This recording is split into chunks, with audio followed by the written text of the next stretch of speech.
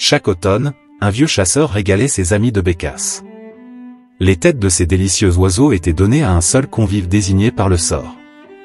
Et ce dernier, pour dédommager les autres, devait raconter une histoire. Les contes de la bécasse, recueil de contes, de Guy de Maupassant. Nous vous présentons l'introduction, intitulée « La bécasse ». Très bonne écoute. Le vieux baron des Ravots avait été pendant 40 ans le roi des chasseurs de sa province. Mais, depuis 5 à 6 années, une paralysie des jambes le clouait à son fauteuil, et il ne pouvait plus que tirer des pigeons de la fenêtre de son salon ou du haut de son grand perron. Le reste du temps il lisait. C'était un homme de commerce aimable, chez qui était resté beaucoup de l'esprit lettré du dernier siècle. Il adorait les contes, les petits contes polissons, et aussi les histoires vraies arrivées dans son entourage. Dès qu'un ami entrait chez lui, il demandait « Eh bien, quoi de nouveau ?» Et il savait interroger à la façon d'un juge d'instruction. Par les jours de soleil, il faisait rouler devant la porte son large fauteuil pareil à un lit. Un domestique, derrière son dos, tenait les fusils, les chargeait et les passait à son maître. Un autre valet, caché dans un massif, lâchait un pigeon de temps en temps, à des intervalles irréguliers, pour que le baron ne fût pas prévenu, et demeurât en éveil. Et, du matin au soir, il tirait les oiseaux rapides, se désolant quand il s'était laissé surprendre, et riant aux larmes quand la bête tombait d'aplomb ou faisait quelque culbute inattendue et drôle. Il se tournait alors vers le garçon qui chargeait les armes, et il demandait, en suffoquant de gaieté. « Y a-t-il, celui-là, Joseph? As-tu vu comme il est descendu ?» Et Joseph répondait invariablement. « Oh! Monsieur le baron ne les manque pas. » À l'automne, au moment des chasses, il invitait, comme à l'ancien temps, ses amis, et il aimait entendre au loin les détonations. Il les comptait, heureux quand elles se précipitaient. Et, le soir, il exigeait de chacun le récit fidèle de sa journée. Et on restait 3 heures à table en racontant des coups de fusil. C'étaient d'étranges et invraisemblables aventures, où se complaisait l'humeur hâbleuse des chasseurs. Quelques-unes avaient fait date et revenaient régulièrement. L'histoire d'un lapin que le petit vicomte de Bourril avait manqué dans son vestibule les faisait se tordre chaque année de la même façon. Toutes les 5 minutes un nouvel orateur prononçait. J'entends, bir, bir, et une compagnie magnifique me part à 10 pas. J'ajuste, pif, paf. J'en vois tomber une pluie, une vraie pluie. Il y en avait 7.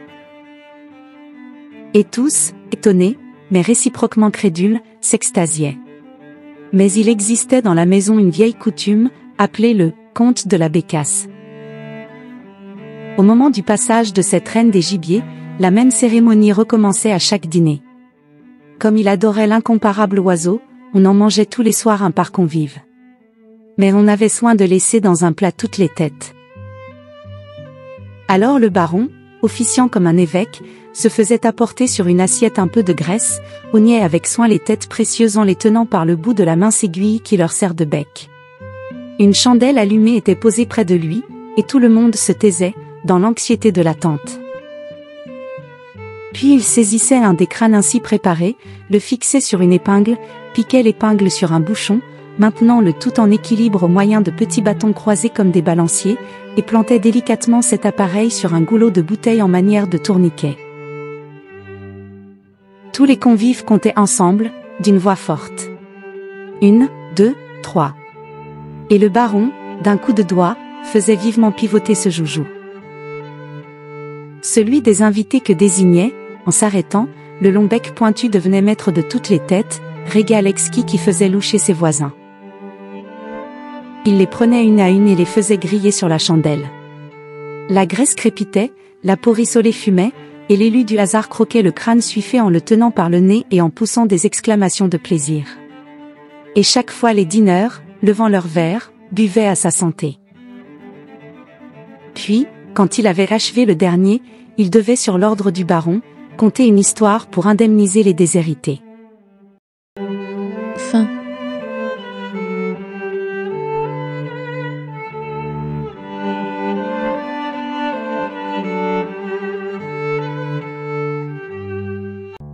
Le lit, mon ami, c'est toute notre vie. C'est là qu'on est, c'est là qu'on aime, c'est là qu'on meurt. Si j'avais la plume de Monsieur de Crébillon, j'écrirais l'histoire d'un lit. Le lit. Nouvelle littéraire de Guy de Maupassant. Très bonne écoute. Par un torride après-midi du dernier été, le vaste hôtel des ventes semblait endormi, et les commissaires-priseurs adjugeaient d'une voix mourante. Dans une salle du fond, au premier étage, un lot d'anciennes soieries d'église gisait en un coin.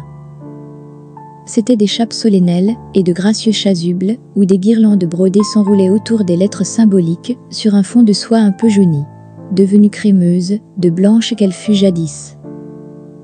Quelques revendeurs attendaient. 2 ou 3 hommes à barbe sale et une grosse femme ventrue.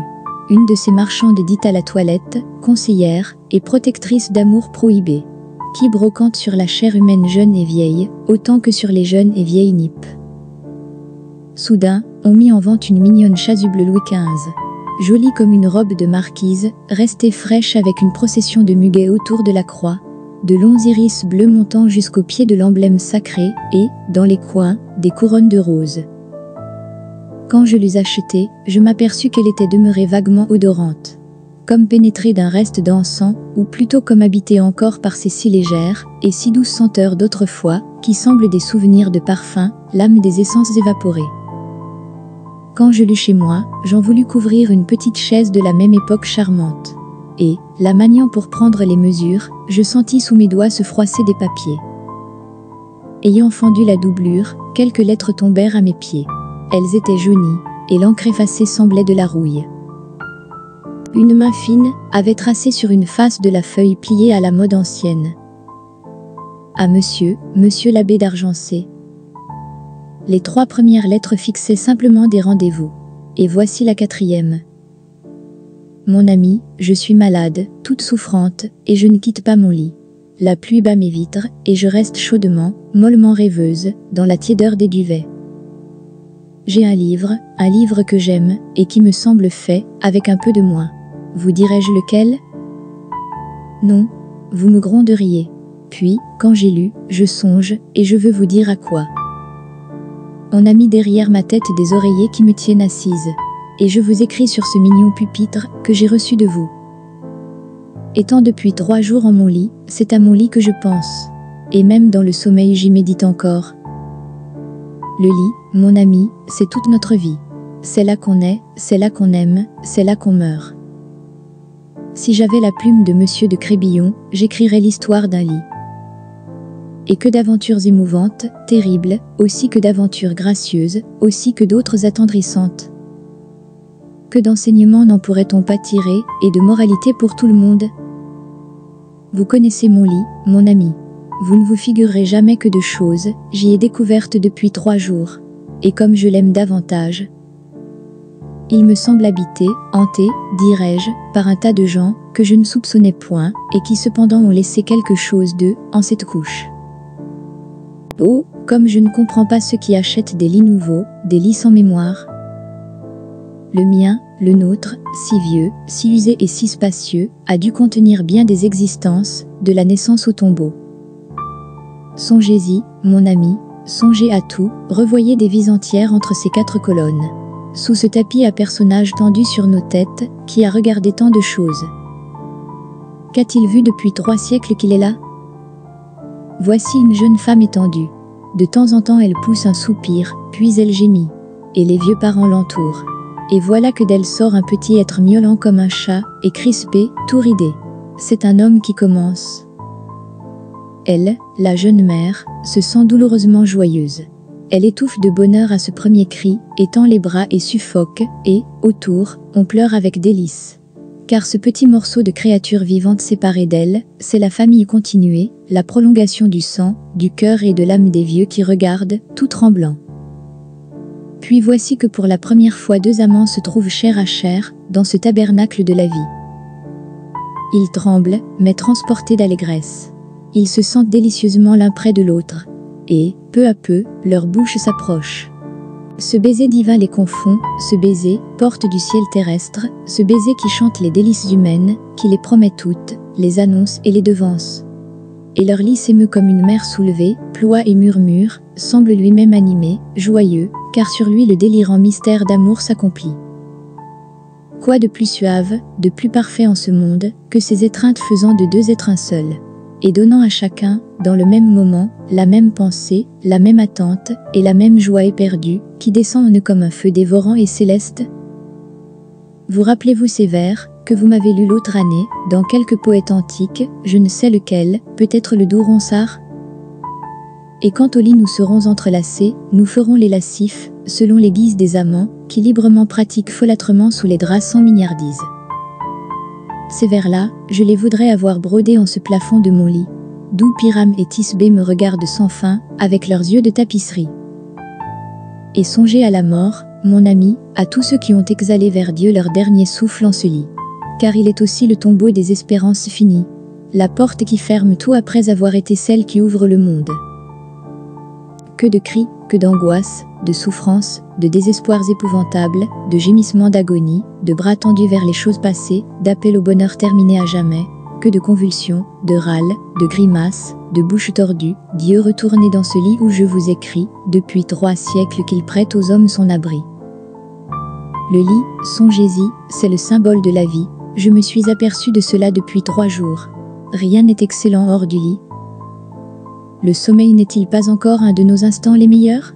Mais c'est aussi là qu'on souffre. Il est le refuge des malades, un lieu de douleur aux corps épuisés. Le lit, c'est l'homme. Notre Seigneur Jésus, pour prouver qu'il n'avait rien d'humain, ne semble pas avoir jamais eu besoin d'un lit. Il est né sur la paille, et mort sur la croix, laissant aux créatures comme nous leur couche de mollesse et de repos. Que d'autres choses me sont encore venues, mais je n'ai le temps de vous les marquer, et puis me les rappellerai-je toutes, et puis je suis déjà tant fatigué que je vais retirer mes oreillers, m'étendre tout au long, et dormir quelque peu. Venez me voir demain à 3 heures, peut-être serai-je mieux, et vous le pourrai-je montrer. Adieu, mon ami, voici mes mains pour que vous les baisiez, et je vous tends aussi mes lèvres. Fin.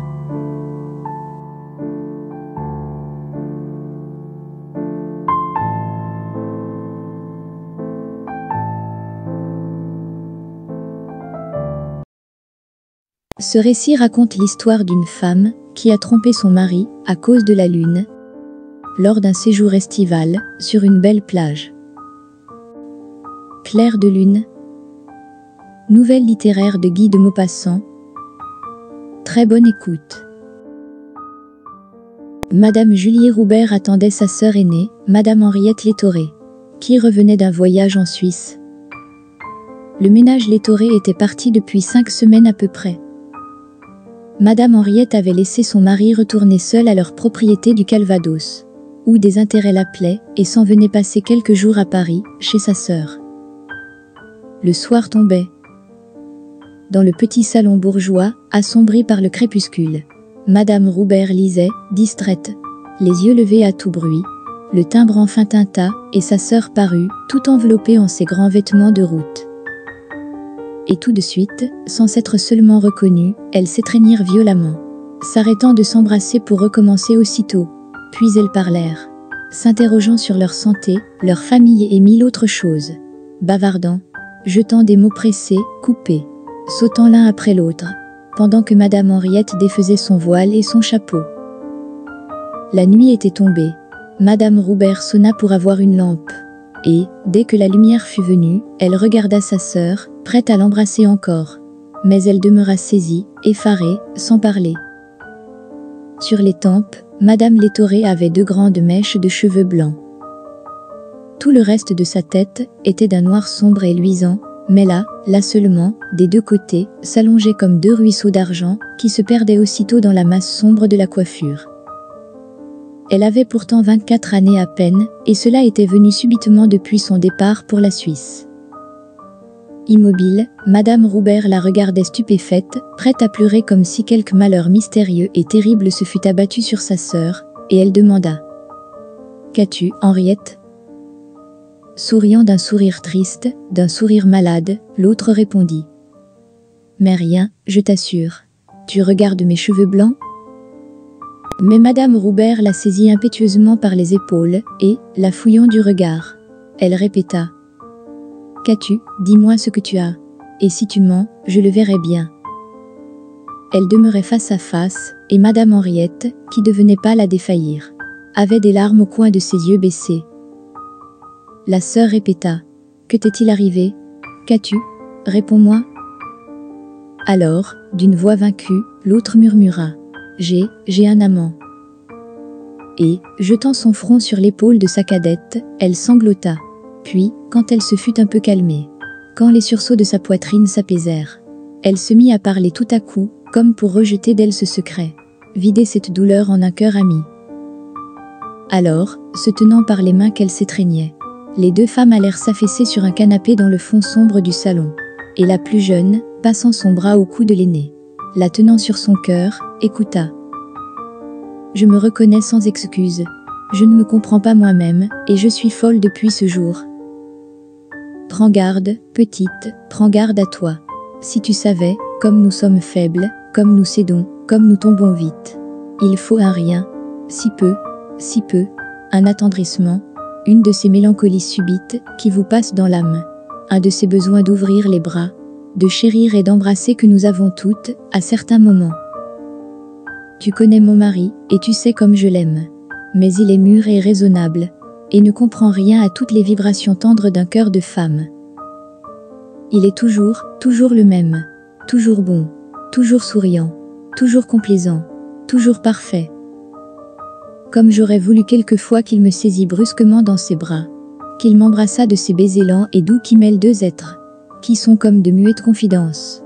Comme j'aurais voulu qu'il eût des abandons, des faiblesses aussi, besoin de moi, de mes caresses, de mes larmes.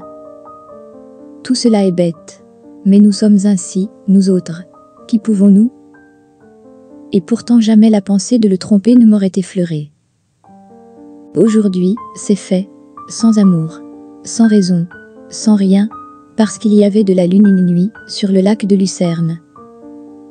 Depuis un mois que nous voyagions ensemble, mon mari, par son indifférence calme, paralysait mes enthousiasmes, éteignait mes exaltations.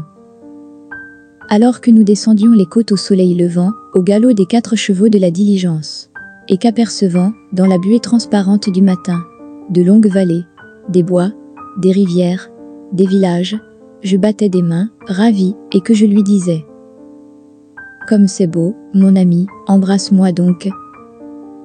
Il me répondait, avec un sourire bienveillant et froid, en haussant un peu les épaules. Ce n'est pas une raison pour s'embrasser, parce que le paysage vous plaît. Et cela me glaçait jusqu'au cœur. Il me semble pourtant que, quand on s'aime, on devrait toujours avoir envie de s'aimer davantage encore, devant les spectacles qui vous émeuvent. Enfin j'avais en moi des bouillonnements de poésie, qui l'empêchaient de s'épandre. Que te dirais-je ? J'étais à peu près, comme une chaudière pleine de vapeur et fermée hermétiquement. Un soir, nous étions depuis 4 jours dans un hôtel de Flulan. Robert, un peu souffrant de migraine, monta se coucher tout de suite après dîner.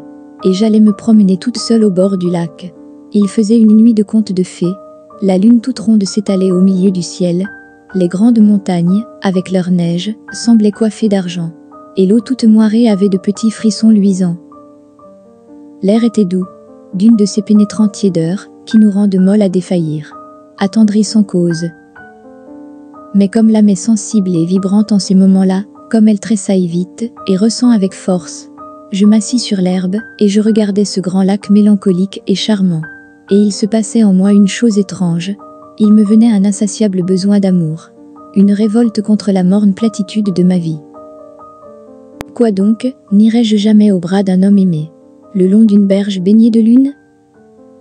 Ne sentirais-je donc jamais descendre en moi ces baisers profonds, délicieux et affolants qu'on échange dans ces nuits douces, que Dieu semble avoir, faites pour les tendresses? Ne serais-je point enlacé fiévreusement par des bras éperdus, dans les ombres claires d'un soir d'été? Et je me mis à pleurer comme une folle. J'entendis du bruit derrière moi. Un homme était debout, qui me regardait. Quand je tournai la tête, il me reconnut et s'avança. « Vous pleurez, madame ?» C'était un jeune avocat, qui voyageait avec sa mère, et que nous avions plusieurs fois rencontré. Ses yeux m'avaient souvent suivi. J'étais tellement bouleversée que je ne sais quoi répondre. Quoi penser? Je me levai et je me dis souffrante. Il se mit à marcher près de moi, d'une façon naturelle et respectueuse, et me parla de notre voyage. Tout ce que j'avais ressenti, il le traduisait. Tout ce qui me faisait frissonner, il le comprenait comme moi, mieux que moi. Et soudain il me dit des vers de Musset. Je suffoquais, saisie d'une émotion intraduisible. Il me semblait que les montagnes elles-mêmes, le lac, le clair de lune, chantaient des choses ineffablement douces. Et cela se fit je ne sais comment, je ne sais pourquoi, dans une sorte d'hallucination. Quant à lui, je ne l'ai revu que le lendemain, au moment du départ. Il m'a donné sa carte. Et Madame Létoré, défaillant dans les bras de sa sœur, poussait des gémissements, presque des cris. Alors, Madame Roubert, recueillie, grave, prononça tout doucement. Vois-tu, grande sœur, bien souvent, ce n'est pas un homme que nous aimons, mais l'amour. Et ce soir-là, c'est le clair de lune qui fut ton amant vrai. Fin.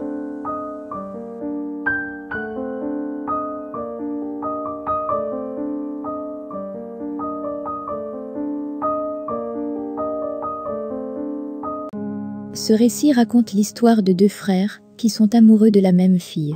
C'est l'aîné qui est choisi. Une semaine avant la noce, il est abattu d'un coup de fusil au coin d'un bois. Un drame vrai.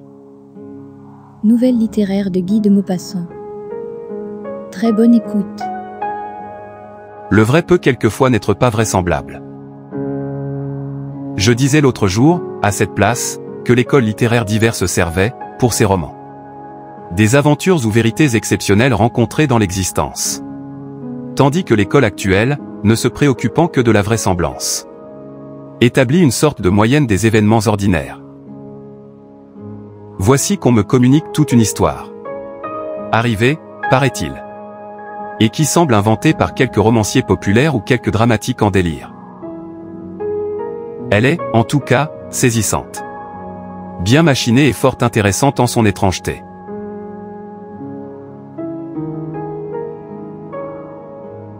Dans une propriété de campagne, mi-ferme et mi-château, vivait une famille possédant une fille courtisée par deux jeunes gens, les deux frères. Ils appartenaient à une ancienne et bonne maison, et vivaient ensemble en une propriété voisine. L'aîné fut préféré, et le cadet, dont un amour tumultueux bouleversait le cœur, devint sombre, rêveur, errant. Il sortait des jours entiers, ou bien s'enfermait en sa chambre, et lisait ou méditait. Plus l'heure du mariage avançait, plus il devenait ombrageux. Une semaine environ avant la date fixée, le fiancé, qui revenait un soir de sa visite quotidienne à la jeune fille, reçut un coup de fusil à bout portant, au coin d'un bois. Des paysans, qui le trouvèrent au jour levant, rapportèrent le corps à son logis. Son frère s'abîma dans un désespoir fougueux qui dura 2 ans. On crut même qu'il se ferait prêtre, ou qu'il se tuerait. Au bout de ces 2 années de désespoir, il épousa la fiancée de son frère. Cependant, on n'avait pas trouvé le meurtrier. Aucune trace certaine n'existait, et le seul objet révélateur était un morceau de papier presque brûlé, noir de poudre, ayant servi de bourre au fusil de l'assassin. Sur ce lambeau de papier, quelques vers étaient imprimés. La fin d'une chanson, sans doute, mais on ne put découvrir le livre dont cette feuille était arrachée. On soupçonna du meurtre un braconnier mal noté. Il fut poursuivi, emprisonné, interrogé, harcelé, mais il n'avoua pas, et on l'acquitta, faute de preuves. Telle est l'exposition de ce drame. On croirait lire un horrible roman d'aventure. Tout y est. L'amour des 2 frères, la jalousie de l'un, la mort du préféré, le crime au coin d'un bois, la justice dépistée, le prévenu acquitté, et le fil léger resté aux mains des juges, ce bout de papier noir de poudre. Et, maintenant, 20 ans s'écoulent. Le cadet, marié, est heureux, riche et considéré. Il a 3 filles. Une d'elles va se marier à son tour. Elle épouse le fils d'un ancien magistrat, un de ceux qui siégeaient autrefois lors de l'assassinat du frère aîné. Et voilà que le mariage a lieu, un grand mariage de campagne, une noce. Les 2 pères se serrent les mains, les jeunes gens sont heureux. On dîne dans la longue salle du château. on boit, on plaisante, on rit, et, le dessert venu, quelqu'un propose de chanter des chansons, comme on faisait au temps ancien. L'idée plaît, et chacun chante. Son tour venu, le père de la mariée cherche en sa tête de vieux couplets qu'il fredonnait autrefois, et peu à peu il les retrouve. Ils font rire, on applaudit. Il continue, entonne le dernier. Puis, lorsqu'il a fini, son voisin le magistrat lui demande « Où diable avez-vous trouvé cette chanson-là » J'en connais les derniers vers. Il me semble même qu'ils sont liés à quelques graves circonstances de ma vie. Mais je ne sais plus au juste. Je perds un peu la mémoire. Et, le lendemain, les nouveaux mariés partent pour leur voyage nuptial. Cependant, l'obsession des souvenirs indécis, cette démangeaison constante de retrouver une chose qui vous échappe sans cesse, harcelait le père du jeune homme. Il fredonnait sans repos le refrain qu'avait chanté son ami, et ne retrouvait toujours pas d'où lui venaient ces vers qu'il sentait pourtant gravés depuis longtemps en sa tête, comme s'il avait eu un intérêt sérieux à ne les point oublier.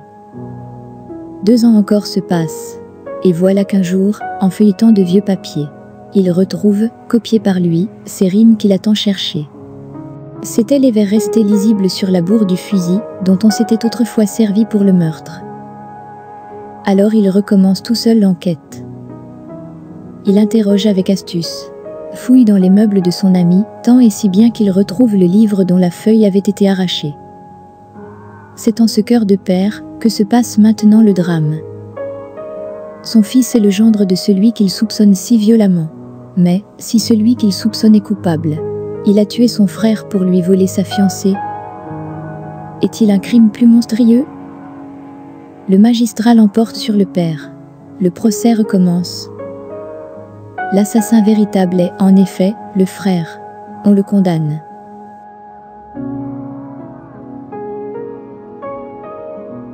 Voilà les faits qu'on m'indique. On les affirme vrais. Les pourrions-nous employer dans un livre sans avoir l'air d'imiter servilement Monsieur de Montépin et du Bois-Gobet? Donc, en littérature comme dans la vie, l'axiome « Toute vérité n'est pas bonne à dire » me paraît parfaitement applicable. J'appuie sur cet exemple, qui me paraît frappant. Un roman fait avec une donnée pareille laisserait tous les lecteurs incrédules. Et révolterait tous les vrais artistes. Fin.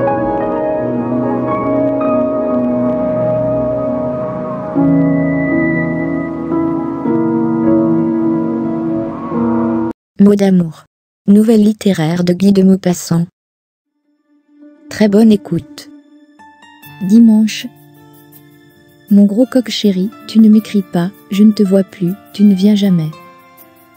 Tu as donc cessé de m'aimer? Pourquoi? Qu'ai-je fait?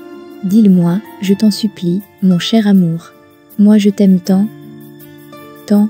Je voudrais t'avoir toujours près de moi, et t'embrasser tout le jour, en te donnant, ô mon cœur, mon chat aimé, tous les noms tendres, qui me viendraient à la pensée. Je t'adore. Je t'adore. Je t'adore. Ô mon beau coq. Ta poulette, Sophie. Lundi.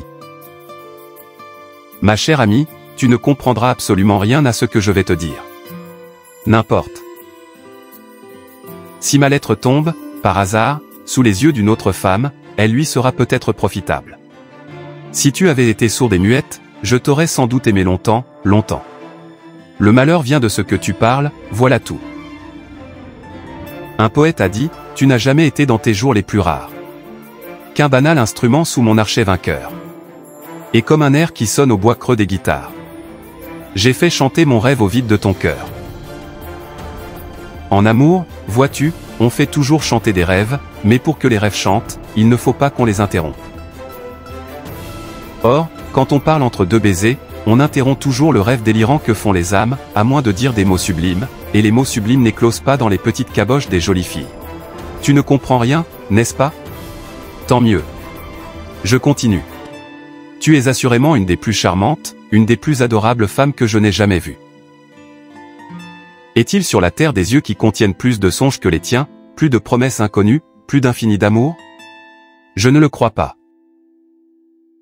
Et quand ta bouche sourit avec ses 2 lèvres rondes qui montrent tes dents luisantes, on dirait qu'il va sortir de cette bouche ravissante une ineffable musique, quelque chose d'invraisemblablement suave, de doux à faire sangloter. Alors tu m'appelles tranquillement, mon gros lapin adoré.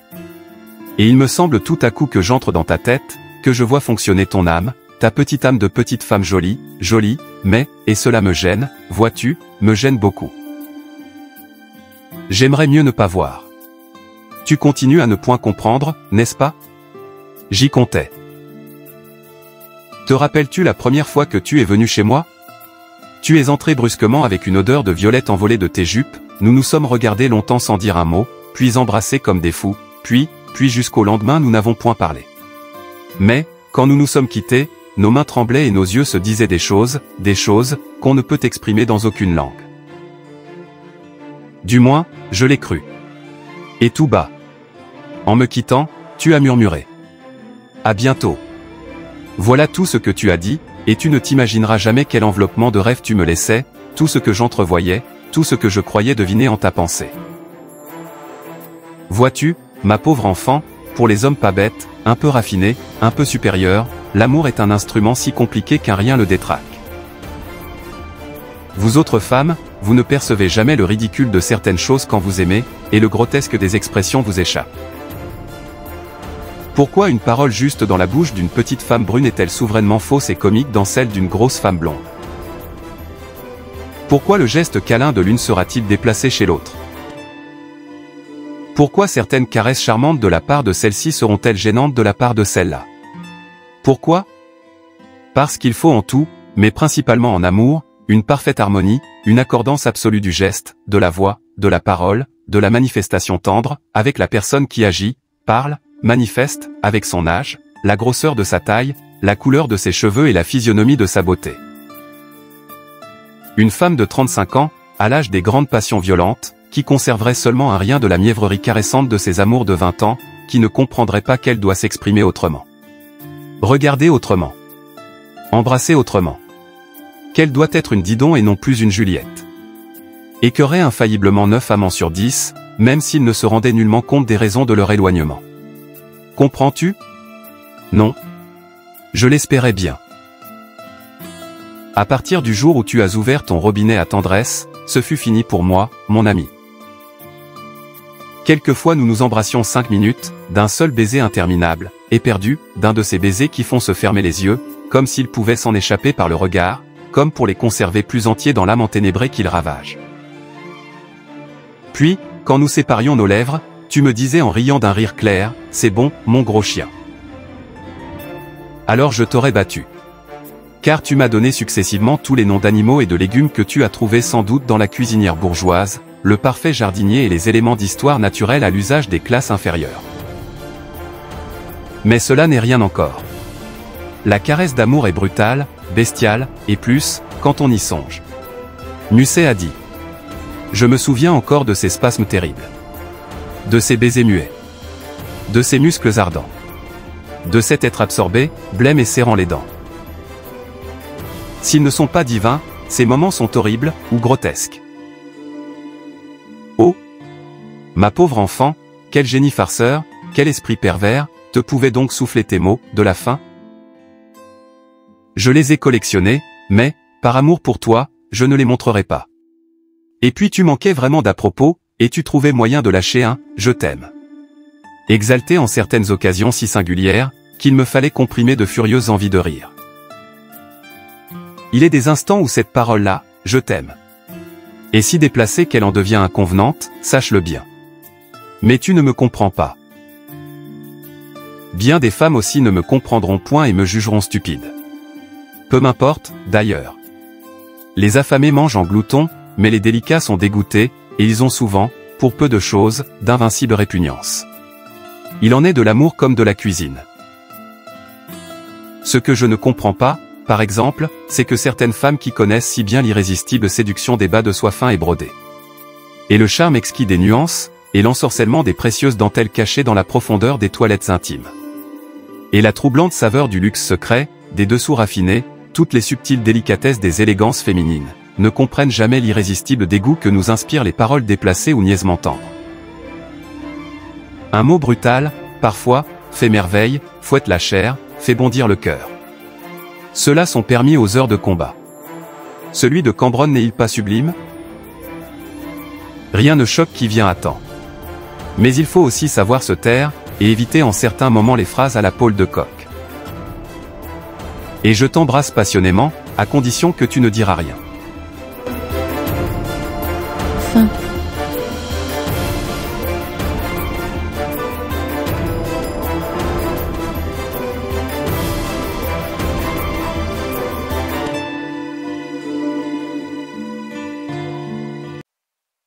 Ce récit raconte l'histoire d'un homme qui devient fou de jalousie, au point qu'il devient jaloux même d'un cheval, parce que sa femme l'aime plus.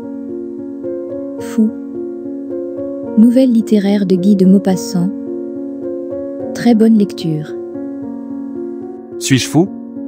Ou seulement jaloux? Je n'en sais rien, mais j'ai souffert horriblement. J'ai accompli un acte de folie furieuse, c'est vrai, mais la jalousie haletante, mais l'amour exalté, trahi, condamné. Mais la douleur abominable que j'endure, tout cela ne suffit-il pas pour nous faire commettre des crimes et des folies sans être vraiment criminels par le cœur ou par le cerveau? J'ai souffert. Souffert. Souffert d'une façon continue. Aiguë. Épouvantable. J'ai aimé cette femme d'un élan frénétique. Et cependant est-ce vrai? L'ai-je aimée? Non. Non. Elle m'a possédé à mes corps. Envahi. Lié. Je suis sa chose, son jouet.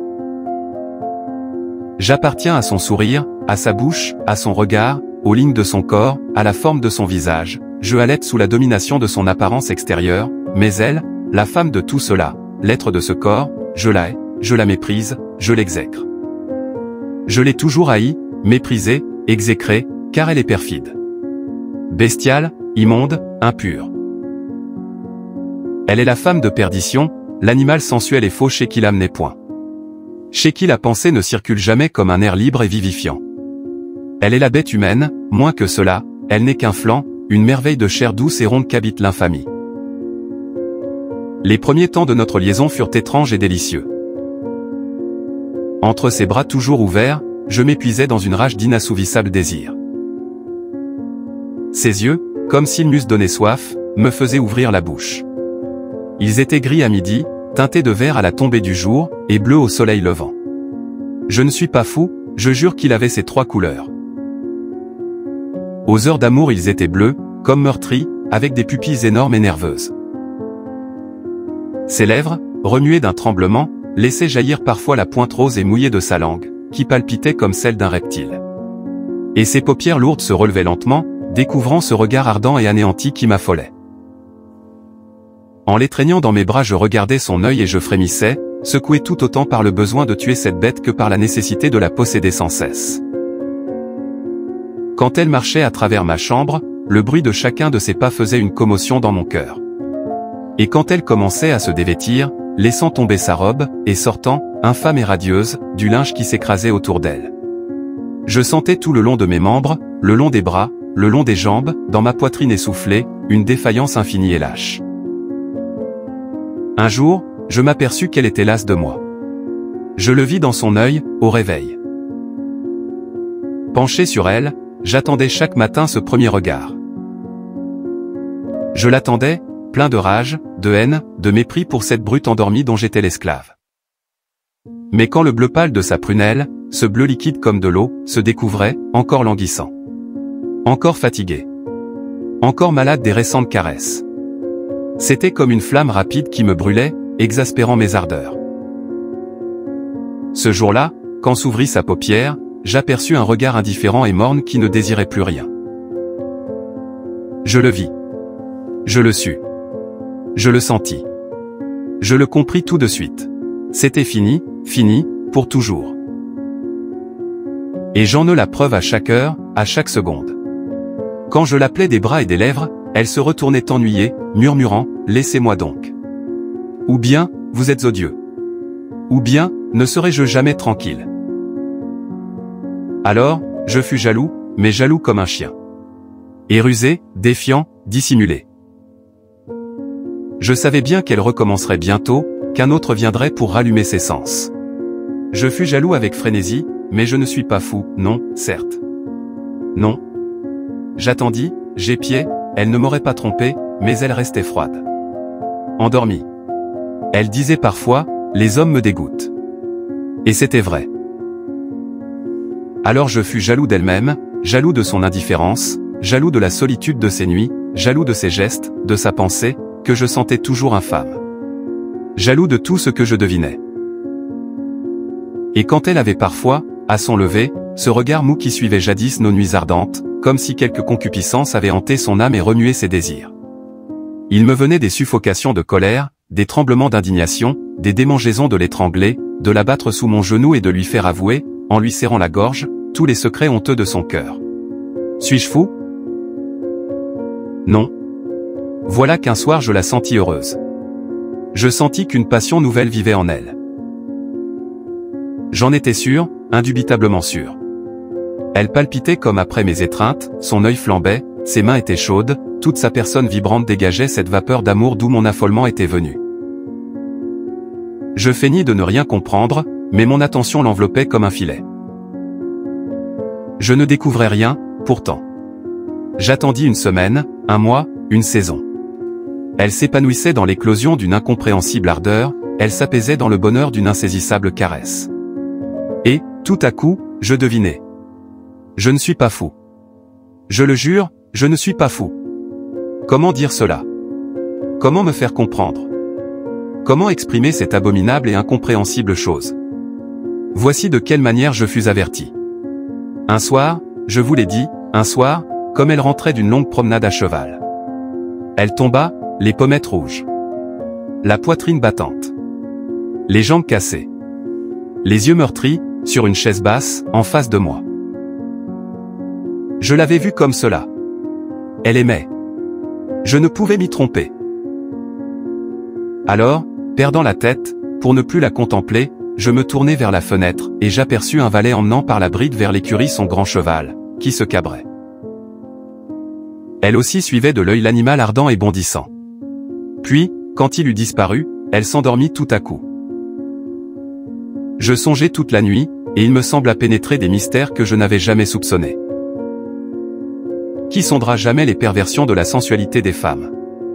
Qui comprendra leurs invraisemblables caprices et l'assouvissement étrange des plus étranges fantaisies? Chaque matin, dès l'aurore, elle partait au galop par les plaines et les bois, et chaque fois, elle rentrait alanguie, comme après des frénésies d'amour. J'avais compris.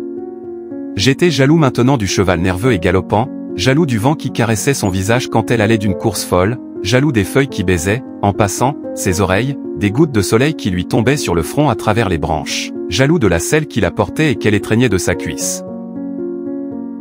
C'était tout cela qui la faisait heureuse, qui l'exaltait, l'assouvissait, l'épuisait et me la rendait ensuite insensible et presque pâmée. Je résolus de me venger. Je fus doux et plein d'attention pour elle. Je lui tendais la main quand elle allait sauter à terre après ses courses effrénées. L'animal furieux ruait vers moi. Elle le flattait sur son cou recourbé. L'embrassait sur ses naseaux frémissants sans essuyer ensuite ses lèvres. Et le parfum de son corps, en sueur comme après la tiédeur du lit, se mêlait sous ma narine à l'odeur âcre et fauve de la bête. J'attendis mon jour et mon heure. Elle passait chaque matin par le même sentier, dans un petit bois de bouleaux qui s'enfonçait vers la forêt. Je sortis avant l'aurore, avec une corde dans la main et mes pistolets cachés sur ma poitrine, comme si j'allais me battre en duel. Je courus vers le chemin qu'elle aimait, je tendis la corde entre deux arbres, puis je me cachai dans les herbes. J'avais l'oreille contre le sol, j'entendis son galop lointain, puis je l'aperçus là-bas, sous les feuilles comme au bout d'une voûte, arrivant à fond de train. Je ne m'étais pas trompé, c'était cela. Elle semblait transportée d'allégresse, le sang aux joues, de la folie dans le regard, et le mouvement précipité de la course faisait vibrer ses nerfs d'une jouissance solitaire et furieuse. L'animal heurta mon piège des deux jambes de devant, et roula, les os cassés. Elle. Je la reçus dans mes bras. Je suis forte à porter un bœuf. Puis, quand je l'eus déposé à terre, je m'approchai de lui qui nous regardait. Alors, pendant qu'il essayait de me mordre encore, je lui mis un pistolet dans l'oreille, et je le tuai, comme un homme. Mais je tombai moi-même, la figure coupée par 2 coups de cravache, et comme elle se ruait de nouveau sur moi, je lui tirai mon autre balle dans le ventre. Dites-moi. Suis-je fou?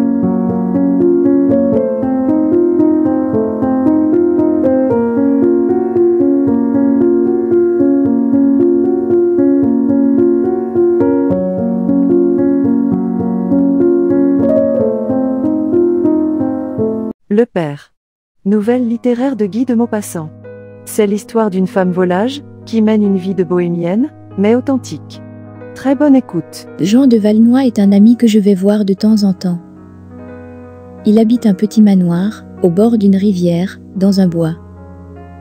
Il s'était retiré là après avoir vécu à Paris, une vie de fou, pendant 15 ans.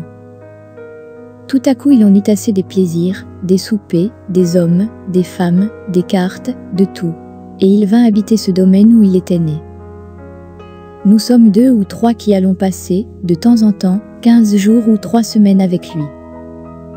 Il est certes enchanté de nous revoir quand nous arrivons, et ravi de se retrouver seul quand nous partons. Donc j'allais chez lui, la semaine dernière, et il me reçut à bras ouverts. Nous passions les heures tantôt ensemble, tantôt isolément. En général, il lit, et je travaille pendant le jour, et chaque soir nous causons jusqu'à minuit. Donc, mardi dernier, après une journée étouffante, nous étions assis tous les deux, vers 9 heures du soir, à regarder couler l'eau de la rivière, contre nos pieds. Et nous échangions des idées très vagues sur les étoiles qui se baignaient dans le courant, et semblaient nager devant nous. Nous échangions des idées très vagues, très confuses, très courtes. Car nos esprits sont très bornés, très faibles, très impuissants. Moi je m'attendrissais sur le soleil qui meurt dans la grande ourse. On ne le voit plus que par les nuits claires, tant il pâlit. Quand le ciel est un peu brumeux, il disparaît, c'est agonisant. Nous songions aux êtres qui peuplent ces mondes, à leurs formes inimaginables, à leurs facultés insoupçonnables, à leurs organes inconnus, aux animaux, aux plantes, à toutes les espèces, à tous les règnes, à toutes les essences, à toutes les matières, que le rêve de l'homme ne peut même effleurer. Tout à coup, une voix cria dans le lointain. « Monsieur, monsieur !» Jean répondit. « Ici, Baptiste. » Et quand le domestique nous eut trouvés, il annonça. « C'est la bohémienne de monsieur. » Mon ami se mit à rire, d'un rire fou bien rare chez lui, puis il demanda. « Nous sommes donc au 19 juillet ?»« Mais oui, monsieur. »« Très bien, dites-lui de m'attendre. »« Faites-la souper, je rentrerai dans 10 minutes. » Quand l'homme eut disparu, mon ami me prit le bras. « Allons doucement, dit-il, je vais te conter cette histoire. » Il y a maintenant 7 ans, c'était l'année de mon arrivée ici. Je sortis un soir, pour faire un tour dans la forêt. Il faisait beau comme aujourd'hui, et j'allais à petits pas sous les grands arbres, contemplant les étoiles à travers les feuilles, respirant et buvant à pleine poitrine, le frais repos de la nuit et du bois. Je venais de quitter Paris pour toujours. J'étais là, écœuré plus que je ne saurais dire par toutes les bêtises, toutes les bassesses, toutes les saletés que j'avais vues et auxquelles j'avais participé pendant 15 ans. J'allais loin, très loin, dans ce bois profond, en suivant un chemin creux qui conduit au village de Crouzille, à 15 km d'ici. Tout à coup mon chien, Boc, un grand Saint-Germain, qui ne me quittait jamais, s'arrêta net et se mit à grogner. Je crus à la présence d'un renard, d'un loup ou d'un sanglier, et j'avançai doucement, sur la pointe des pieds, afin de ne pas faire de bruit. Mais soudain j'entendis des cris humains, plaintifs, étouffés, déchirants. Certes, on assassinait quelqu'un dans un taillis, et je me mis à courir, serrant dans ma main droite, une lourde canne de chêne, une vraie massue. J'approchais des gémissements, qui me parvenaient maintenant plus distincts, mais étrangement sourds. On eût dit qu'ils sortaient d'une maison, d'une hutte de charbonnier peut-être. Boc, 3 pas devant moi, courait, s'arrêtait, repartait, très excité, grondant toujours. Soudain un autre chien, un gros chien noir, aux yeux de feu, nous barra la route. Je voyais très bien ses crocs blancs, qui semblaient luire dans sa gueule. Je courus sur lui la canne levée, mais déjà Boc avait sauté dessus, et les deux bêtes se roulaient par terre, les gueules refermées sur les gorges. Je passais et je faillis heurter un cheval couché dans le chemin. Comme je m'arrêtais, fort surpris, pour examiner l'animal, j'aperçus devant moi une voiture, ou plutôt une maison roulante. Une de ces maisons de saltimbanques et de marchands forains, qui vont dans nos campagnes de foire en foire. Les cris sortaient de là, affreux, continus. Comme la porte donnait de l'autre côté, je fis le tour de cette guimbarde, et je montai brusquement les 3 marches de bois, prêt à tomber sur le malfaiteur. Ce que je vis me parut si étrange, que je ne compris rien d'abord. Un homme, à genoux, semblait prier, tandis que dans le lit que contenait cette boîte, quelque chose d'impossible à reconnaître, un être à moitié nu, contourné, tordu, dont je ne voyais pas la figure, remuait, s'agitait et hurlait. C'était une femme en mal d'enfant. Dès que je compris le genre d'accident provoquant ces plaintes, je fis connaître ma présence. Et l'homme, une sorte de Marseillais affolé, me supplia de le sauver, de la sauver, me promettant avec des paroles innombrables une reconnaissance invraisemblable. Je n'avais jamais vu d'accouchement, jamais secouru un être femelle, femme, chienne ou chatte, en cette circonstance. Et je le déclarai ingénument en regardant avec stupeur ce qui criait si fort dans le lit. Puis quand je repris mon sang-froid, je demandai à l'homme atterré pourquoi il n'allait pas jusqu'au prochain village. Son cheval tombant dans une ornière, avait dû se casser la jambe et ne pouvait plus se lever. « Eh bien, mon brave, lui dis-je, nous sommes 2, à présent, nous allons traîner votre femme jusque chez moi. » Mais les hurlements des chiens nous forcèrent à sortir, et il fallut les séparer à coups de bâton au risque de les tuer. Puis, j'eus l'idée de les atteler avec nous, l'un à droite, l'autre à gauche dans nos jambes, pour nous aider. En 10 minutes tout fut prêt, et la voiture se mit en route lentement, secouant au chaos des ornières profondes, la pauvre femme aux flancs déchirés. Quelle route, mon cher? Nous allions, haletants, râlant, en sueur, glissant et tombant parfois, tandis que nos pauvres chiens soufflaient comme des forges dans nos jambes. Il fallut 3 heures pour atteindre le château. Quand nous arrivâmes devant la porte, les cris avaient cessé dans la voiture. La mère et l'enfant se portaient bien. On les coucha dans un bon lit, puis je fis atteler pour chercher un médecin, tandis que le Marseillais rassuré, consolé, triomphant, mangeait à étouffer et se grisait à mort pour célébrer cette heureuse naissance. C'était une fille. Je gardais ces gens-là 8 jours chez moi. La mère, mademoiselle Elmire, était une somnambule extra-lucide, qui me promit une vie interminable et des félicités sans nombre. L'année suivante, jour pour jour, vers la tombée de la nuit, le domestique qui m'appela tout à l'heure, vint me trouver dans le fumoir après dîner, et me dit « C'est la bohémienne de l'an dernier qui vient remercier monsieur ». J'ordonnai de la faire entrer, et je demeurai stupéfait en apercevant à côté d'elle un grand garçon, gros et blond. Un homme du Nord qui, m'ayant salué, prit la parole, comme chef de la communauté. Il avait appris ma bonté pour mademoiselle Elmire, et il n'avait pas voulu laisser passer cet anniversaire sans m'apporter leurs remerciements et le témoignage de leur reconnaissance. Je leur offris à souper à la cuisine et l'hospitalité pour la nuit. Ils partirent le lendemain. Or, la pauvre femme revient tous les ans, à la même date avec l'enfant, une superbe fillette. Et un nouveau seigneur chaque fois. Un seul, un Auvergnat qui me remercia bien, reparut 2 ans de suite. La petite fille les appelle tous papa, comme on dit monsieur chez nous. Nous arrivions au château, et nous aperçûmes vaguement, debout devant le perron, 3 ombres qui nous attendaient.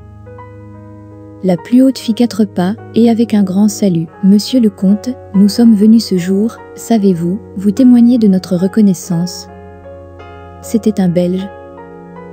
Après lui, la plus petite parla, avec cette voix apprêtée et factice des enfants qui récitent un compliment.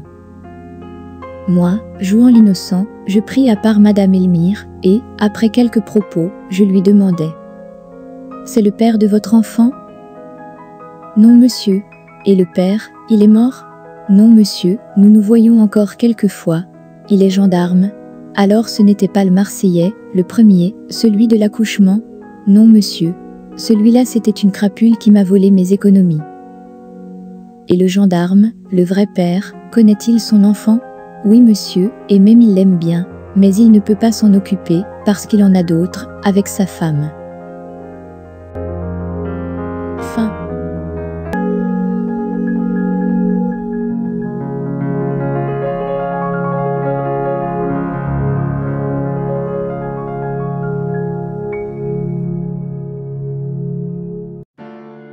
Confession d'une femme. Nouvelle littéraire de Guy de Maupassant. C'est l'histoire d'une vieille femme qui raconte pourquoi elle a décidé d'être infidèle à son mari. Très bonne écoute. Mon ami, vous m'avez demandé de vous raconter les souvenirs les plus vifs de mon existence. Je suis très vieille, sans parents, sans enfants, je me trouve donc libre de me confesser à vous. Promettez-moi seulement de ne jamais dévoiler mon nom. J'ai été beaucoup aimée, vous le savez, j'ai souvent aimé moi-même. J'étais fort belle, je puis le dire aujourd'hui qu'il n'en reste rien. L'amour était pour moi la vie de l'âme, comme l'air est la vie du corps. J'eusse préféré mourir plutôt que d'exister sans tendresse, sans une pensée toujours attachée à moi.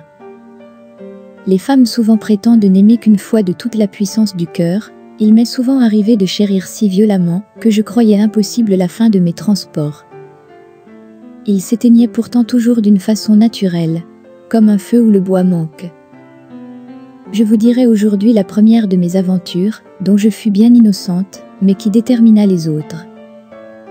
L'horrible vengeance de cet affreux pharmacien du PEC m'a rappelé le drame épouvantable auquel j'assistais bien malgré moi. J'étais mariée depuis 1 an, avec un homme riche, le comte Hervé de Caire, un breton de vieille race, que je n'aimais point, bien entendu. L'amour, le vrai, a besoin, je le crois du moins, de liberté et d'obstacles en même temps. L'amour imposé, sanctionné par la loi, béni par le prêtre, est-ce de l'amour? Un baiser légal ne vaut jamais un baiser volé. Mon mari était de haute taille, élégant et vraiment grand seigneur d'allure. Mais il manquait d'intelligence. Il parlait net, émettait des opinions qui coupaient comme des lames.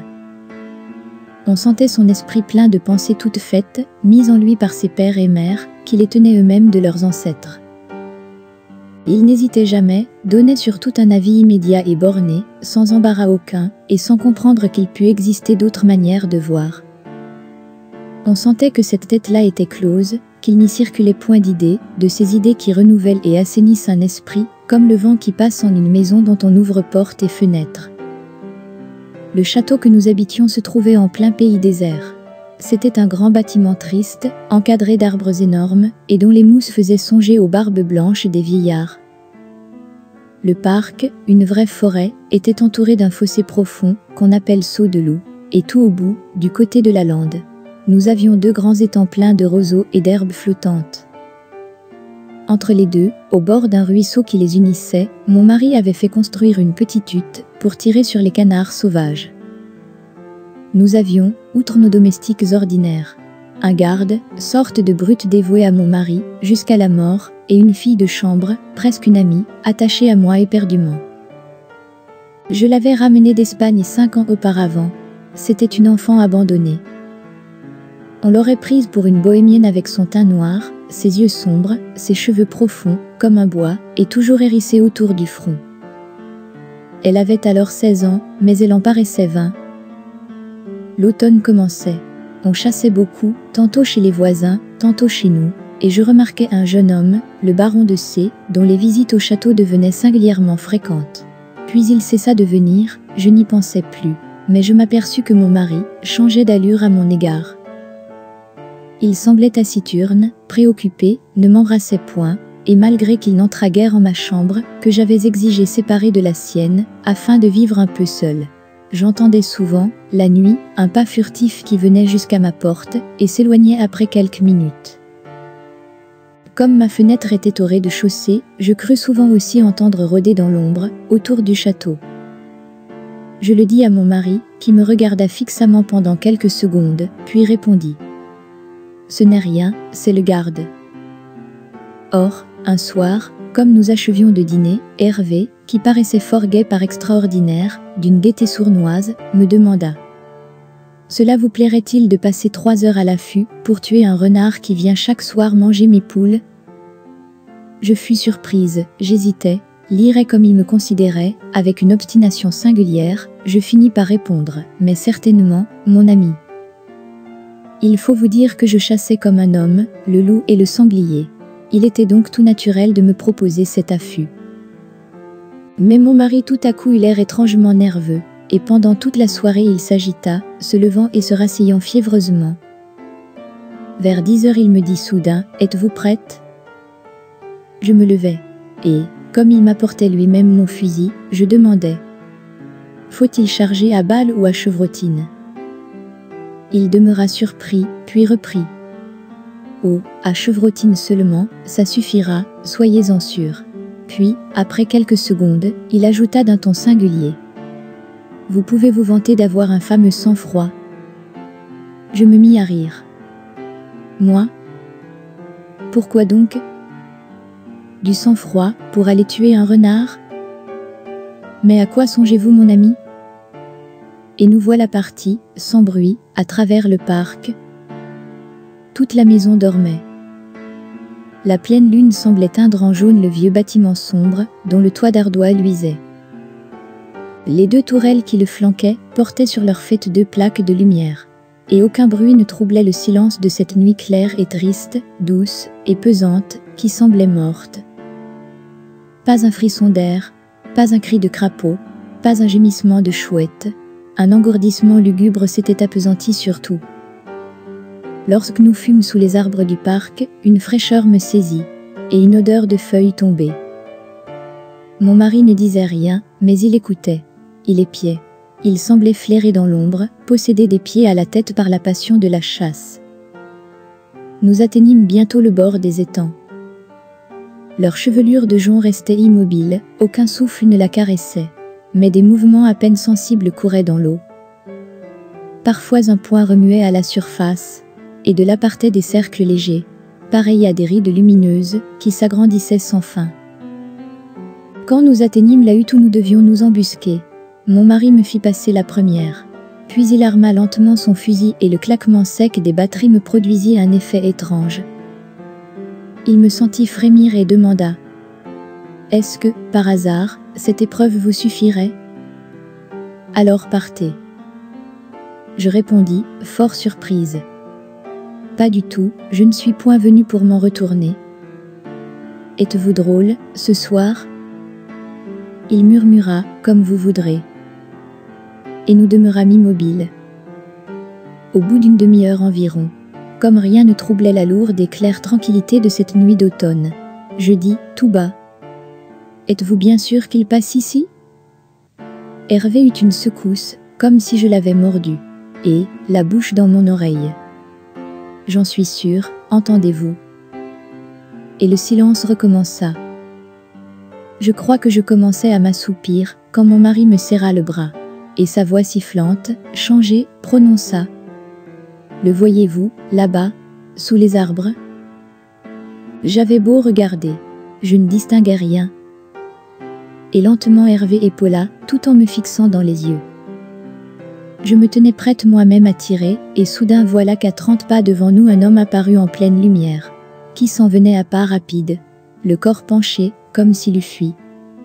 Je fus tellement stupéfaite, que je jetai un cri violent. Mais avant que j'eusse pu me retourner, une flamme passa devant mes yeux, une détonation m'étourdit, et je vis l'homme rouler sur le sol comme un loup qui reçoit une balle. Je poussai des clameurs aiguës, épouvantée, prise de folie. Alors une main furieuse, celle d'Hervé, me saisit à la gorge. Je fus terrassée, puis enlevée dans ses bras robustes. Il courut, me tenant en l'air, vers le corps étendu sur l'herbe, et il me jeta dessus, violemment, comme s'il eût voulu me briser la tête. Je me sentis perdue. Il allait me tuer, et déjà il levait sur mon front son talon, quand à son tour il fut enlacé, renversé, sans que j'eusse compris encore ce qui se passait. Je me dressai brusquement, et je vis, à genoux sur lui, Paquita, ma bonne, qui, cramponnée comme un chat furieux, crispé, éperdu, lui arrachait la barbe, les moustaches et la peau du visage. Puis, comme saisie brusquement d'une autre idée, elle se releva, et, se jetant sur le cadavre, elle l'enlaça à plein bras, le baisant sur les yeux, sur la bouche, ouvrant de ses lèvres les lèvres mortes, y cherchant un souffle, et la profonde caresse des amants. Mon mari, relevé, regardait. Il comprit, et tombant à mes pieds. « Pardon, ma chérie, je t'ai soupçonné, et j'ai tué l'amant de cette fille. C'est mon garde qui m'a trompé. » Moi, je regardais les étranges baisers de ce mort et de cette vivante. Et ses sanglots, à elle, et ses sursauts d'amour désespérés. Et de ce moment, je compris que je serais infidèle à mon mari. Fin.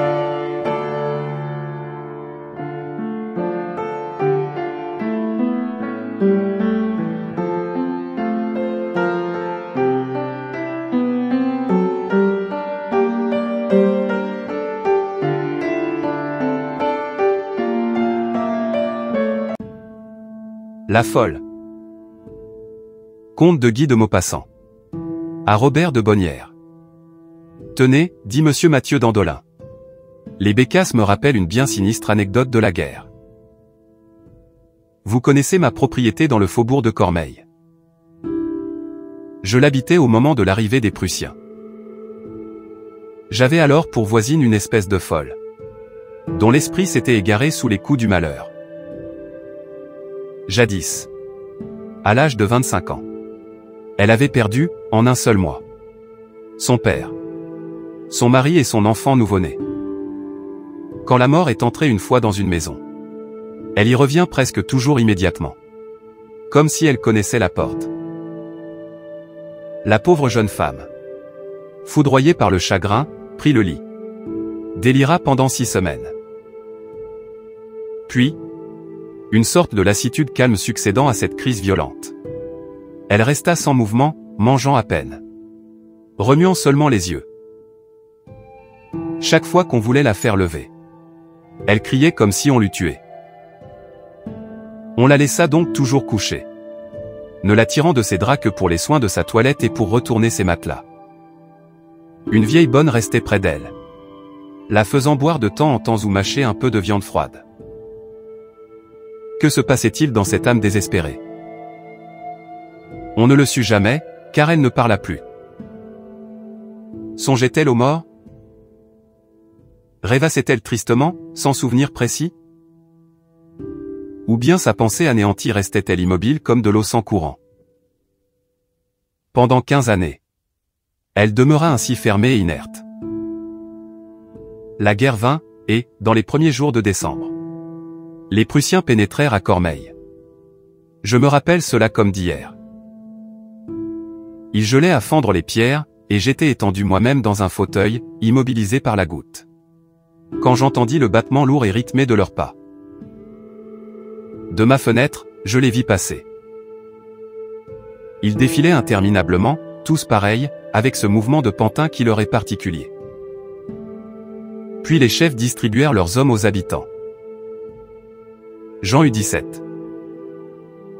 La voisine, la folle, en avait 12, dont un commandant, vrai soudard, violent, bourru.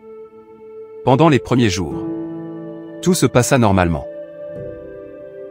On avait dit à l'officier d'à côté que la dame était malade, et il ne s'en inquiéta guère. Mais bientôt cette femme qu'on ne voyait jamais l'irrita. Il s'informa de la maladie, on répondit que son hôtesse était couchée depuis 15 ans par suite d'un violent chagrin. Il n'en crut rien sans doute, et s'imagina que la pauvre insensée ne quittait pas son lit par fierté, pour ne pas voir les Prussiens, et ne leur point parler, et ne les point frôler. Il exigea qu'elle le reçût. On le fit entrer dans sa chambre. Il demanda d'un ton brusque: « Je vous prierai, Madame, de vous lever et de descendre pour qu'on vous voie. » Elle tourna vers lui ses yeux vagues, ses yeux vides, et ne répondit pas. Il reprit: « Che ne tolérez pas d'insolence. Si vous ne vous levez pas de bonne volonté, che trouverai bien un moyen de vous faire promener toute seule. » Elle ne fit pas un geste, toujours immobile comme si elle ne l'eût pas vu. Il rageait, prenant ce silence calme pour une marque de mépris suprême. Et il ajouta: « Si vous n'êtes pas descendu demain. » Puis, il sortit. Le lendemain. La vieille bonne, éperdue. La voulut habiller, mais la folle se mit à hurler en se débattant. L'officier monta bien vite, et la servante, se jetant à ses genoux, cria: « Elle ne veut pas, monsieur, elle ne veut pas. Pardonnez-lui, elle est si malheureuse. » Le soldat restait embarrassé, n'osant, malgré sa colère, la faire tirer du lit par ses hommes. Mais soudain il se mit à rire et donna des ordres en allemand. Et bientôt on vit sortir un détachement qui soutenait un matelas comme on porte un blessé. Dans ce lit qu'on n'avait point défait. La folle, toujours silencieuse, restait tranquille, indifférente aux événements, tant qu'on la laissait coucher. Un homme par derrière portait un paquet de vêtements féminins. Et l'officier prononça en se frottant les mains: « Nous ferons bien si vous pouvez vous appuyer toute seule et faire une petite promenade. » Puis on vit s'éloigner le cortège dans la direction de la forêt d'Imoville. 2 heures plus tard les soldats revinrent tout seuls. On ne revit plus la folle. Qu'en avait-il fait? Où l'avait-il porté? On ne le sut jamais. La neige tombait maintenant jour et nuit, ensevelissant la plaine et les bois sous un linceul de mousse glacée. Les loups venaient hurler jusqu'à nos portes. La pensée de cette femme perdue me hantait, et je fis plusieurs démarches auprès de l'autorité prussienne, afin d'obtenir des renseignements. Je faillis être fusillé. Le printemps revint. L'armée d'occupation s'éloigna. La maison de ma voisine restait fermée, l'herbe drue poussait dans les allées. La vieille bonne était morte pendant l'hiver. Personne ne s'occupait plus de cette aventure, moi seul y songeais sans cesse. Qu'avait-il fait de cette femme? S'était-elle enfuie à travers les bois? L'avait-on recueillie quelque part, et gardée dans un hôpital sans pouvoir obtenir d'elle aucun renseignement?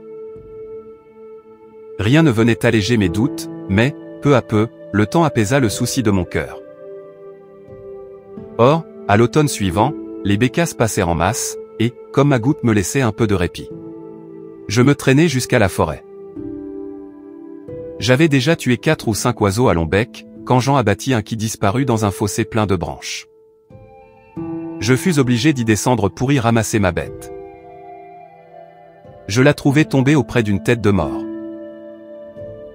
Et brusquement le souvenir de la folle m'arriva dans la poitrine comme un coup de poing. Bien d'autres avaient expiré dans ces bois peut-être en cette année sinistre, mais je ne sais pas pourquoi, j'étais sûr. Sûr, vous dis-je, que je rencontrais la tête de cette misérable maniaque. Et soudain je compris, je devinais tout. Il l'avait abandonnée sur ce matelas, dans la forêt froide et déserte, et, fidèle à son idée fixe, elle s'était laissée mourir, sous l'épais et léger duvet des neiges, et sans remuer le bras ou la jambe. Puis, les loups l'avaient dévorée. Et les oiseaux avaient fait leur nid, avec la laine de son lit déchiré. J'ai gardé ce triste ossement. Et je fais des vœux pour que nos fils ne voient plus jamais de guerre.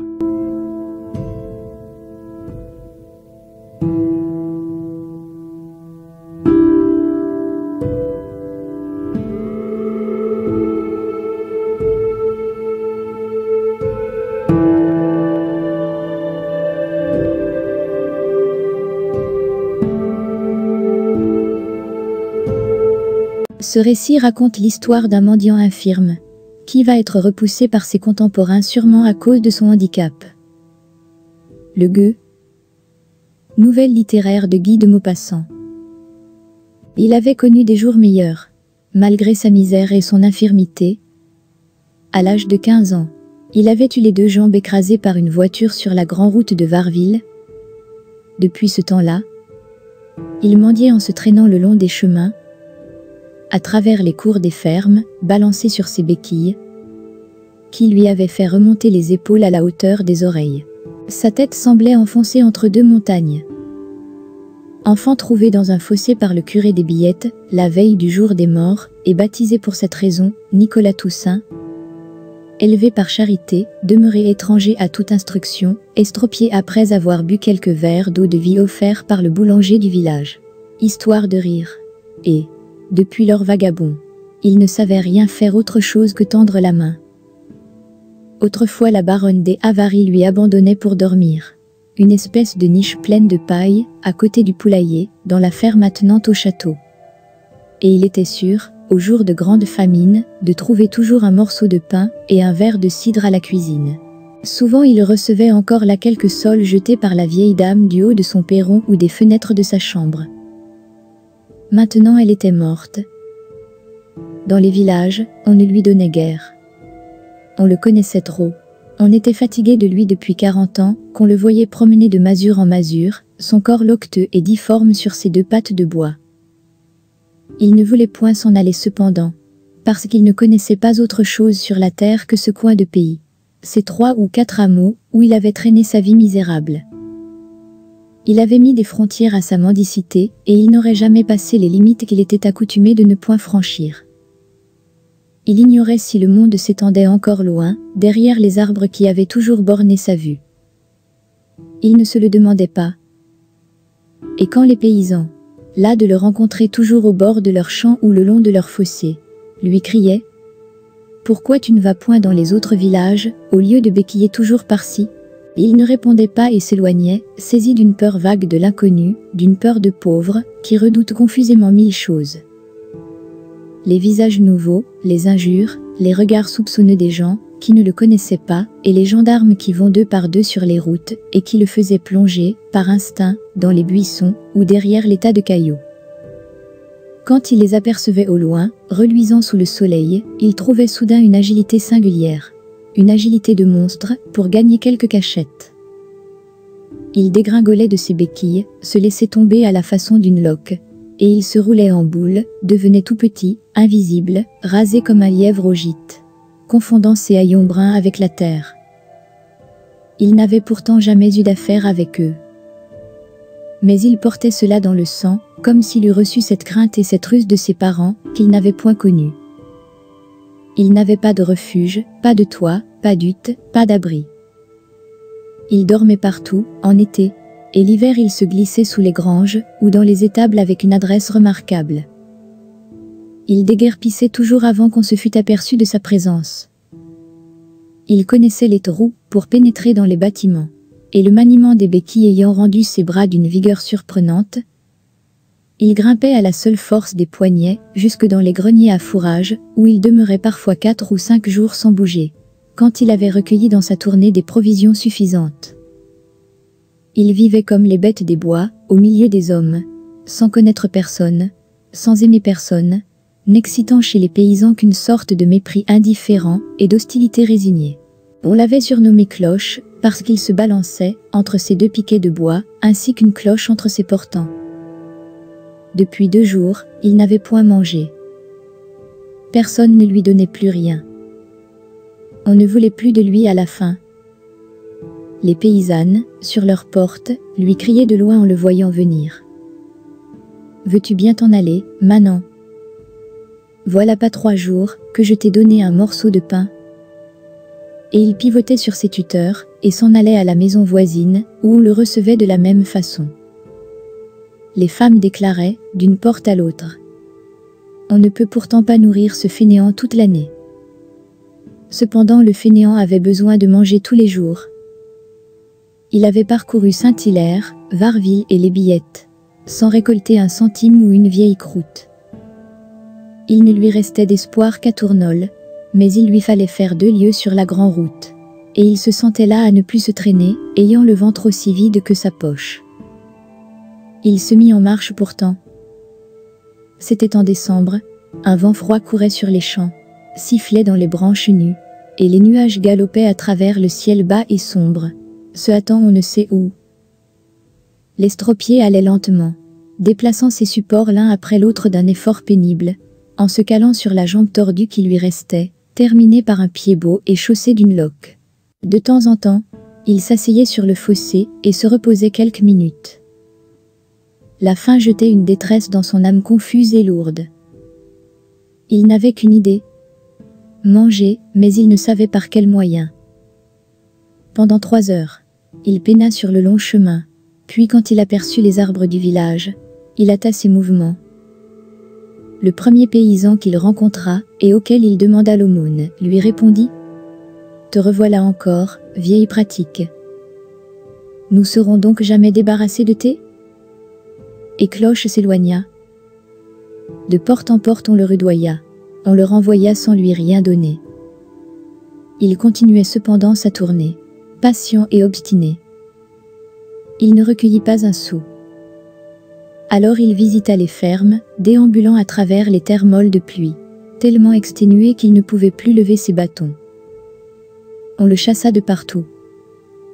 C'était un de ces jours froids et tristes, où les cœurs se serrent, où les esprits s'irritent, où l'âme est sombre, où la main ne s'ouvre ni pour donner ni pour secourir. Quand il eut fini la visite de toutes les maisons qu'il connaissait, il alla s'abattre au coin d'un fossé, le long de la cour de Maître Chiquet. Il se décrocha, comme on disait pour exprimer comment il se laissait tomber, entre ses hautes béquilles en les faisant glisser sous ses bras.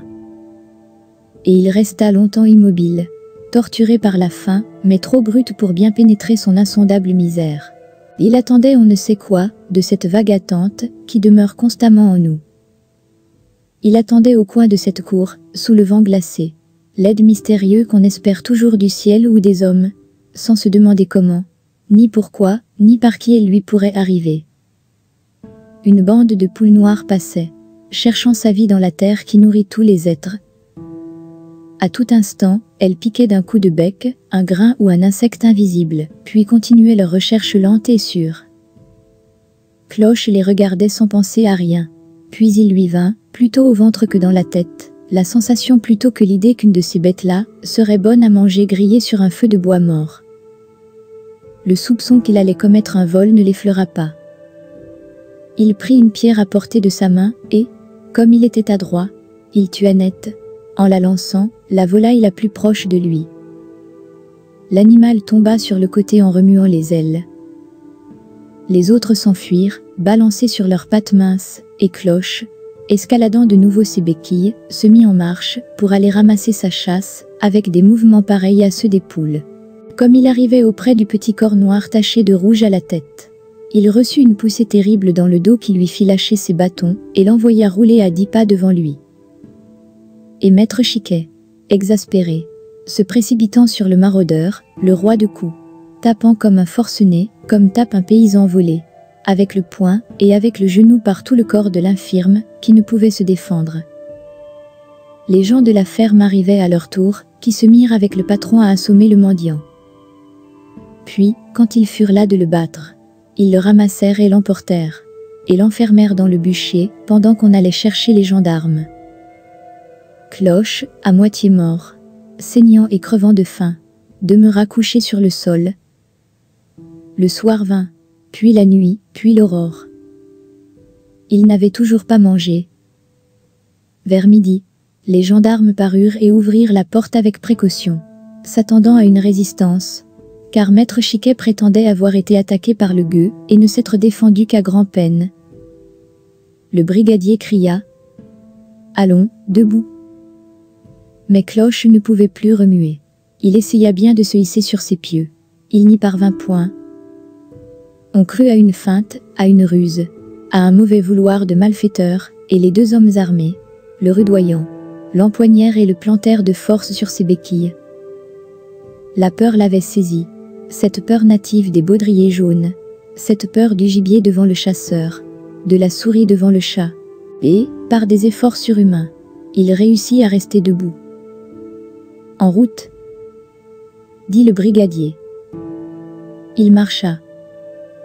Tout le personnel de la ferme le regardait partir. Les femmes lui montraient le poing, les hommes ricanaient, l'injuriaient. On l'avait pris enfin. Bon débarras. Il s'éloigna entre ses deux gardiens. Il trouva l'énergie désespérée qu'il lui fallait pour se traîner encore jusqu'au soir. Abruti, ne sachant seulement plus ce qui lui arrivait, trop effaré pour rien comprendre. Les gens qu'on rencontrait s'arrêtaient pour le voir passer, et les paysans murmuraient. Ces quelques voleurs, on parvint, vers la nuit, au chef-lieu du canton. Il n'était jamais venu jusque-là, il ne se figurait pas vraiment ce qui se passait, ni ce qui pouvait survenir. Toutes ces choses terribles, imprévues, ces figures et ces maisons nouvelles le consternaient. Il ne prononça pas un mot, n'ayant rien à dire, car il ne comprenait plus rien. Depuis tant d'années d'ailleurs, qu'il ne parlait à personne. Il avait à peu près perdu l'usage de sa langue, et sa pensée aussi était trop confuse pour se formuler par des paroles. On l'enferma dans la prison du bourg. Les gendarmes ne pensèrent pas qu'il pouvait avoir besoin de manger, et on le laissa jusqu'au lendemain. Mais, quand on vint pour l'interroger, au petit matin, on le trouva mort, sur le sol. Quelle surprise!